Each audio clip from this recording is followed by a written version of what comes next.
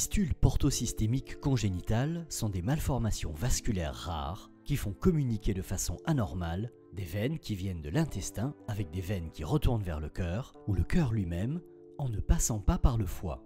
Dans ces malformations, le sang qui provient de l'intestin avec les produits de la digestion n'est pas traité normalement par le foie et certaines substances qui ne devraient pas circuler dans le reste de l'organisme circulent et provoquent certaines maladies. Ces maladies peuvent toucher différents organes, presque tous les organes, mais surtout le cerveau, le cœur, le poumon et le foie lui-même. Ces dernières décennies, les connaissances sur ces maladies ont beaucoup progressé et donc permettent de mieux en faire le diagnostic, de mieux savoir quoi faire pour les traiter. Le traitement vise à prévenir la survenue de ces complications ou lorsque ces complications sont déjà présentes, à les traiter ou éventuellement à les stabiliser. Cette prise en charge fait intervenir différentes spécialités, depuis le diagnostic anténatal, les pédiatres de néonatologie, les pédiatres plus tard, les chirurgiens, des radiologues, des cardiologues, des pneumologues et tous spécialistes concernés par les complications présentées par le patient. Grâce à la coopération entre spécialistes du diagnostic anténatal et pédiatres, de grands progrès ont été réalisés pour le diagnostic précoce de ces malformations et une meilleure détection et prise en charge précoce de ces anomalies est assurée. Nous réalisons à Bicêtre un travail de sensibilisation des échographistes à la détection des malformations vasculaires du foie du fœtus qui peuvent être diagnostiquées au 2e ou au 3e trimestre de la grossesse. Grâce à notre expérience dans ce domaine, le diagnostic anténatal d'une telle malformation permet d'établir avant sa naissance, pour chaque enfant, un projet de soins postnatal adapté à ces situations, d'autant plus que celui-ci peut parfois se révéler urgent. Cela permet aussi bien aux couples qu'aux différents intervenants médicaux de se préparer plus sereinement à l'arrivée de l'enfant. Les complications liées aux fistules portosystémiques congénitales sont très variées et ne sont pas typiques de cette anomalie. Il peut donc être difficile pour un médecin d'évoquer le diagnostic. Il faut penser à rechercher une fistule portosystémique chez le nouveau-né ou le nourrisson en cas d'angiome dans le foie ou de malformation cardiaque congénitale par exemple. Chez l'enfant plus grand, cela donnera volontiers un retard scolaire avec une certaine lenteur intellectuelle et parfois des troubles du comportement. Il faudra savoir rechercher cette fistule également en cas de découverte de nodules dans le foie à l'échographie. Les complications cardiaques et pulmonaires sont parmi les plus graves et se développent à bas bruit. Elles existent à tout âge, y compris chez les fœtus. Parmi les symptômes qui sont associés aux malformations type fistule portosystémique, on a des malformations cardiaques. Ces malformations cardiaques représentent à peu près la moitié des symptômes cardiovasculaires associés à ces maladies du foie. Ce qu'on observe essentiellement et ce qu'il faut rechercher surtout, c'est tout ce qu'on appelle les hétérotaxies, qui sont des malformations associées à des anomalies de position du cœur ou des cœurs avec un seul ventricule ou des cardiopathies complexes. Parmi les symptômes cardiaques que l'on observe dans les fistules portosystémiques, chez le tout petit et chez le fœtus, c'est l'insuffisance cardiaque. La plupart du temps, ce symptôme est régressif avec le temps ou quand il est associé à une malformation cardiaque avec la réparation de la cardiopathie, mais il peut justifier, s'il persiste, le geste interventionnel sur la fistule portosystémique au niveau du foie. Les fistules portosystémiques congénitales peuvent se compliquer de deux types de maladies vasculaires pulmonaires. Le syndrome hépatopulmonaire qui se caractérise par un défaut d'oxygénation du sang. Les patients sont donc essoufflés à l'effort avec l'apparition d'une cyanose. Et l'hypertension artérielle pulmonaire qui se traduit également par un essoufflement à l'effort et par l'apparition de signes d'insuffisance cardiaque comme les malaises à l'effort. Le syndrome hépatopulmonaire est réversible après la fermeture des fistules alors que l'évolution de l'hypertension artérielle pulmonaire est beaucoup plus aléatoire. Il est donc très important de dépister ces complications chez tous les patients qui ont une fistule et de fermer précocement les fistules pour prévenir l'apparition de ces deux complications qui sont potentiellement graves. Elle a été opérée du cœur, elle a eu des complications, mais au bout de 2 ans et demi, on n'arrivait pas à la sevrer en oxygène et on ne comprenait pas la cause en fait. Et on faisait, voilà, on faisait des consultations cardiologiques, pneumologiques, Et on est même allé jusqu'à un moment donné parler de greffe cœur-poumon. Voilà, c'était très compliqué. Les adultes qui ont un shunt portosystémique congénital correspondent soit à des patients qui sont connus depuis l'enfance ou l'adolescence et qui sont suivis, qui ensuite passent dans la médecine adulte, soit à des adultes chez qui on va découvrir un shunt pour l'exploration de symptômes ou à l'occasion de l'exploration d'une maladie complètement indépendante de ce shunt. On sait que les shunts portosystémiques exposent un risque faible de développer des cancers du foie. Mais comme il faut un long temps pour que ces tumeurs se développent, c'est le plus souvent à l'âge adulte qu'on diagnostique ces tumeurs. Et c'est pourquoi il faut que le diagnostic et la prise en charge des patients soient faits le plus tôt possible pour prévenir la survenue de ces tumeurs. Avec le temps, les patients ayant un shunt vont développer des nodules dans le foie qui sont dans l'écrasante majorité des cas des nodules bénins. Et c'est pourquoi à l'âge adulte, on voit beaucoup de patients avec des lésions dans le foie.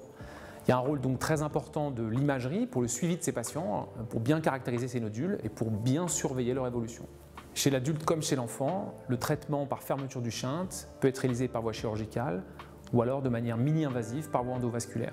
Les autres symptômes des fistules portosystémiques congénitales peuvent être des manifestations assez atypiques d'encéphalopathie hépatique, avec une asthénie très fréquente, des troubles de la mémoire et quelquefois des troubles psychiatriques. Et les patients ont été hospitalisés pendant longtemps pour syndrome dépressif, phénomènes hallucinatoires. Et donc c'est des manifestations très particulières d'encéphalopathie.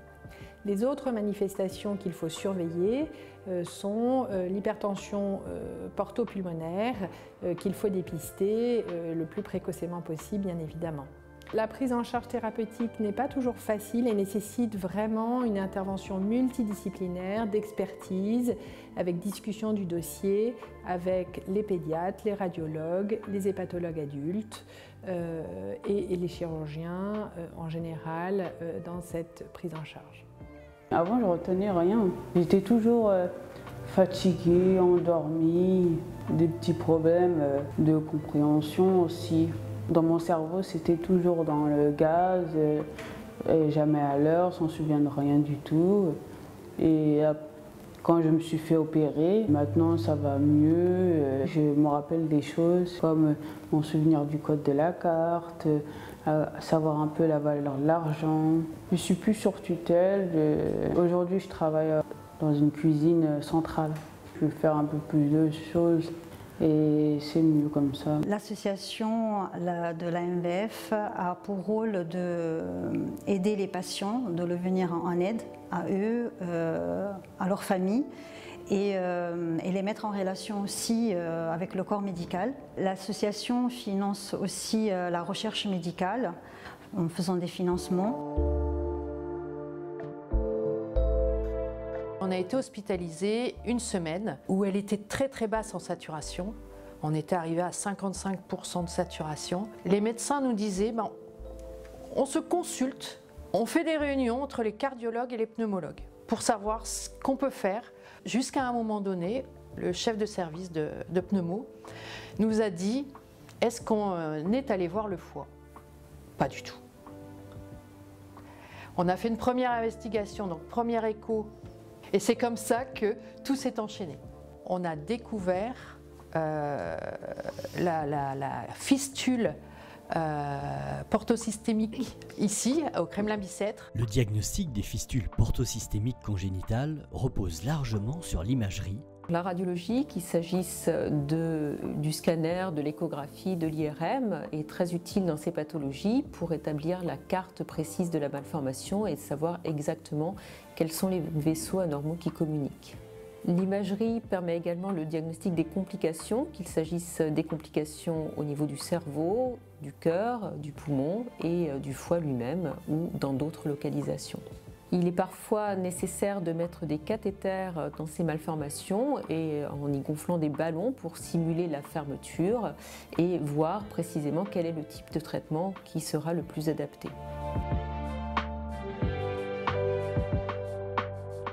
L'objectif du traitement des fistules portosystémiques congénitales est de supprimer la communication anormale entre les veines de l'intestin et celles ramenant le sang au cœur ou le cœur lui-même.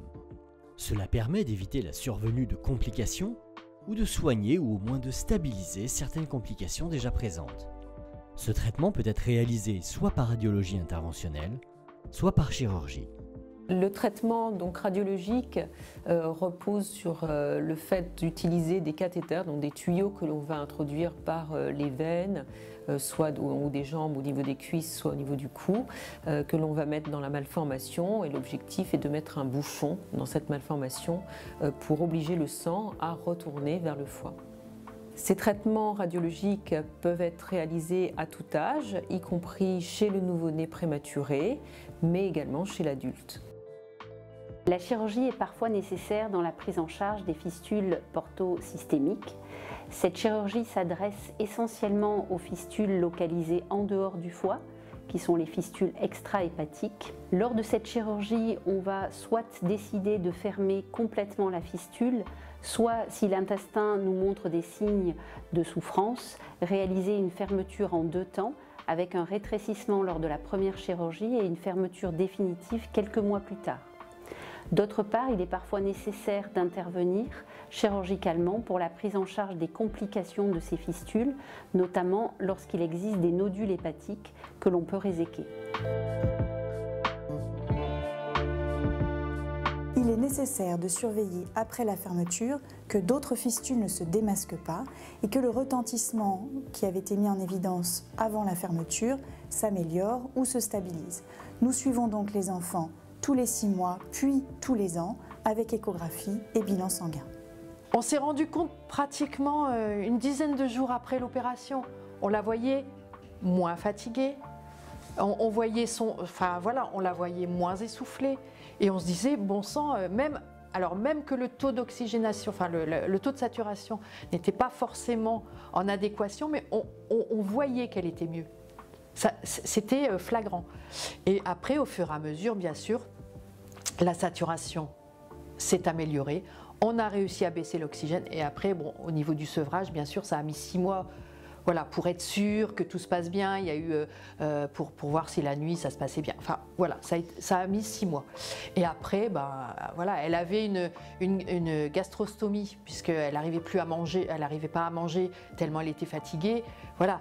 En fait, tout au fur et à mesure, on a repris alors ça prend un peu de temps bien sûr, mais on a repris une vie normale. Pour Nora, on a mis à peu près 1 an pour dire voilà, on revit.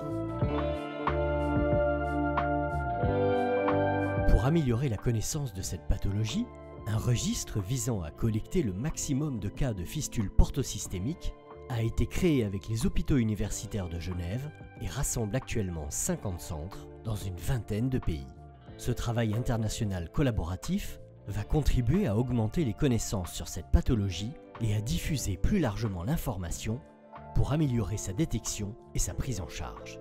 Des réunions de discussion de dossiers sont organisées tous les mois afin d'aider les équipes et les patients dans le monde entier.